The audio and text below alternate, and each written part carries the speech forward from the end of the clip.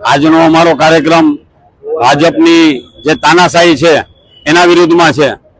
બળાત્કાર કાંડ હોય, ભૂમાફિયા તો કે ભાજપવાળા, બળાત્કારમાં તો કે ભાજપવાળા, જમીન કૌભાંડ તો કે ભાજપવાળા, ખંડણીખોર તો કે ભાજપવાળા, જે કાંડો થાય છે તેમાં બધામાં ભાજપવાળા સંડોવાયેલા છે। સરકારી જમીનમાં કટકી કરવી, અનાજનો સંગ્રહ કરવો, અનાજને સગે વગે કરવું, આ ભાજપવાળાએ એટલા કાંડો કર્યા છે છતાં પણ એના વિરુદ્ધ કઈ થતું નથી અને સાનની જેમ ફરે છે। અને આ લોકો ને કોઈ કહેવા વાળું છે નહીં।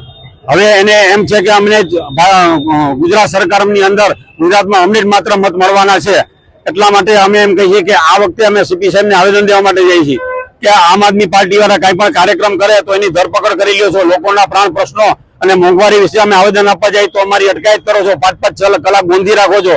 એ લોકો આટલા કાંડ કરે છતાંય કઈ કરતા નથી, એને પોલીસ પ્રશાસન તરફથી છાવરવામાં આવે છે। શા માટે મીડિયા કર્મીઓને અંદર શા માટે નથી આવવા દેતા? એ અમારો મોટો પ્રશ્ન છે।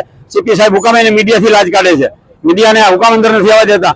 આ બધા આવા કાંડ કરે, અગ્નિકાંડ થાય, જેટલા કાંડો થાય છે ભાજપ દ્વારા થાય છે, એમ છતાં પણ એને કઈ કરવામાં નથી આવતું। શા માટે? અમારો મોટો પ્રશ્ન છે। આ બધા તમે આ જોઈ શકો છો, ભૂમાફિયા તો કે ભાજપવાળા, અગ્નિકાંડમાં તો કે ભાજપવાળા, કરપ્શનમાં તો કે ભાજપવાળા, જ્યાં જોવો ત્યાં ભાજપવાળા કાંડ। કોઈને મરવા પર મજબૂર કરવા માટે ડોક્ટરને તો કે ભાજપવાળા, જે કાંડો એમાં ભાજપવાળા સંડોવાયેલા છે। એ લોકો પુતળા દહન કરે, બીજું કઈ કરે કાર્યક્રમ તો એને પોલીસ પ્રશાસન કઈ કરતું નથી, ઉલટાનું મુખ પ્રેક્ષક બનીને જોવે છે। એવું શા માટે?